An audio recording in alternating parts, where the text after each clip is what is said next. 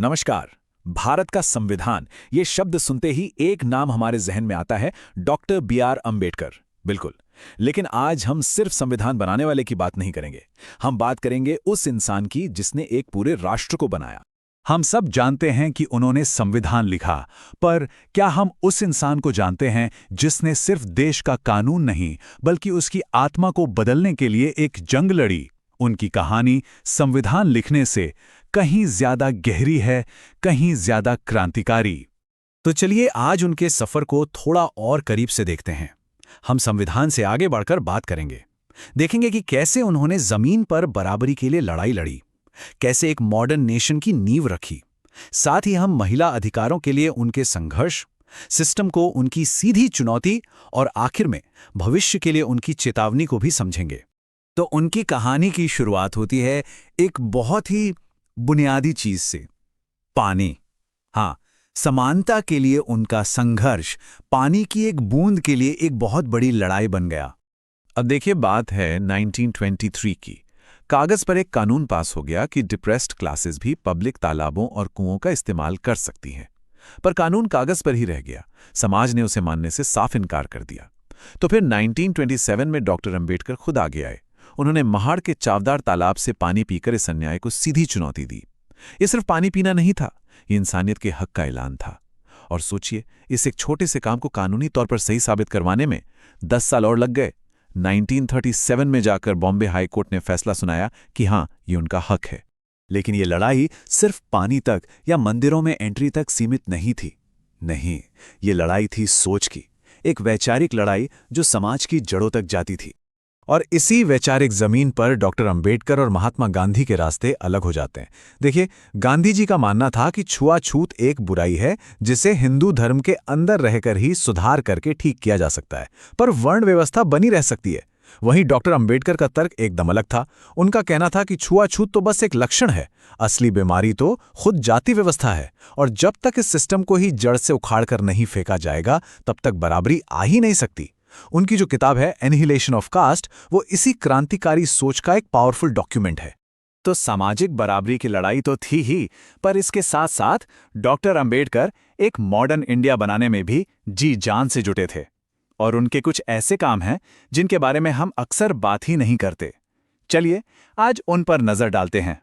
ये सुनकर शायद हैरानी हो, लेकिन आज जो हमारा रिजर्व बैंक ऑफ इंडिया है, उसकी नींव डॉक्टर अंबेडकर की एक किताब the problem of the rupee के आइडियाज पर रखी गई थी। यही नहीं, जब वो लेबर मिनिस्टर थे तो उन्होंने ही मजदूरों के काम करने का समय 12-14 घंटों से घटाकर 8 घंटे करवाया। और तो और, आज हम जो बड़े बड़े डैम और पानी की परियोजनाएं देखते हैं, उनके पीछे सेंट्रल वाटर कमीशन की स्थापना का क्रेडिट भी उन्हीं को जाता है। मतलब वो सिर्फ संविधान निर्माता नहीं थे, वो सच में एक मॉडर्न इंडिया के आर्किटेक्ट थे। एक मॉडर्न देश सिर्फ बैंकों और बांधों से तो नहीं बनता है ना, वो बनता है अपने नागरिकों को मिले अधिकारों से। और यहीं पर डॉक्टर अंबेडकर का एक और बहुत बड़ा काम सामने आता है, महिलाओं के अधिकार। और ये कानूनी बराबरी के लिए एक जबरदस्त लड़ाई थी। उन्होंने ड्राफ्ट किया हिंदू कोड बिल। ये कोई एक कानून नहीं था, बल्कि कानूनों का एक पूरा सेट था, और इसका मकसद क्रांतिकारी था।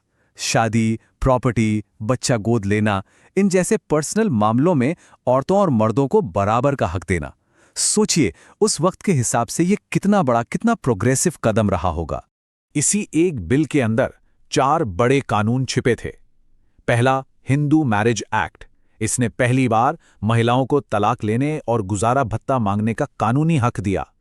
दूसरा, हिंदू सक्सेशन एक्ट, यानी प्रॉपर्टी में विरासत का बराबर का अधिकार। तीसरा, अडॉप्शन एक्ट, जिससे महिलाएं कानूनी तौर पर बच्चा गोद ले सकती थीं। और चौथा, गार्डियनशिप एक्ट, जिसने मां को भी बच्चे का नेचुरल गार्डियन माना। ये सिर्फ कानून नहीं थे, ये करोड़ों भारतीय महिलाओं की जिंदगी बदलने वाले अधिकार थे। अब हम उनकी जिंदगी के सबसे बड़े, सबसे निर्णायक मोड़ पर आते हैं। एक ऐसा फैसला जो एक रेडिकल रिजेक्शन था और लाखों लोगों के लिए एक नई शुरुआत।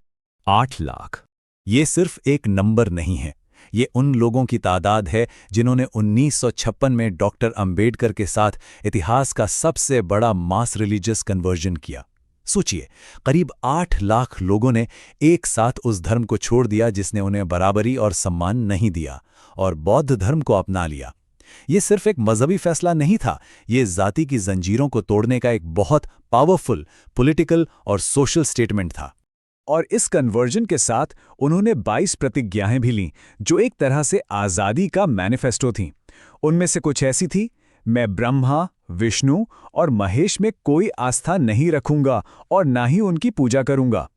मैं मनुष्य की समानता में विश्वास करूंगा और मैं मानवता के लिए हानिकारक हिंदू धर्म का त्याग करता हूं और बौद्ध धर्म को अपने धर्म के रूप में अपनाता हूं। मतलब ये उस पूरी सोच से रिश्ता तोड़ने का ऐलान था जिसने सदियों से गैर बराबरी को सही ठहराया था। और आखिर में चलिए उनके उस संदेश की बात करते हैं जो शायद आज पहले से भी ज्यादा जरूरी हो गया है। भविष्य के लिए उनकी एक चेतावनी, देश के लिए उनका एक आखिरी पैगाम। तो संविधान को अपनाने से ठीक एक दिन पहले 25 नवंबर 1949 को उन्होंने अपनी आखिरी स्पीच में एक बहुत बड़ी चेतावनी दी। उन्होंने कहा, 26 जनवरी 1950 को हम एक विरोधाभासी जिंदगी में कदम रखने जा रहे हैं। पॉलिटिक्स में तो हमारे पास बराबरी होगी, एक इंसान एक वोट, लेकिन हमारी सामाजिक और आर्थिक जिंदगी में हम गैर बराबरी के साथ जिएंगे। और उन्होंने सिर्फ प्रॉब्लम नहीं बताई, बल्कि इसका अंजाम क्या हो सकता है ये भी बताया। उन्होंने साफ साफ चेतावनी दी कि अगर पॉलिटिक्स की बराबरी और समाज की गैर बराबरी के इस गैप को भरा नहीं गया, तो जो लोग इस गैर बराबरी को झेल रहे हैं वो इस पॉलिटिकल डेमोक्रेसी के पूरे स्ट्रक्चर को ही उड़ा देंगे। ये एक बहुत बहुत बड़ी चेतावनी थी। और यहीं पर वो हमें एक बहुत बड़े सवाल के साथ छोड़ जाते हैं। कोई भी लोकतंत्र, कोई भी डेमोक्रेसी अपने अंदर के इन विरोधाभासों के साथ आखिर कब तक चल सकती है? ये सवाल डॉक्टर अंबेडकर ने दशकों पहले पूछा था और इसका जवाब शायद आज भी हम सब मिलकर ढूंढ रहे हैं। ज्ञान पहल जैसे जो भी प्रयास हो रहे हैं, उनका असली मकसद यही है कि हम इस सही ज्ञान को चर्चा का हिस्सा बनाएं, अपने परिवार और दोस्तों को समझाएं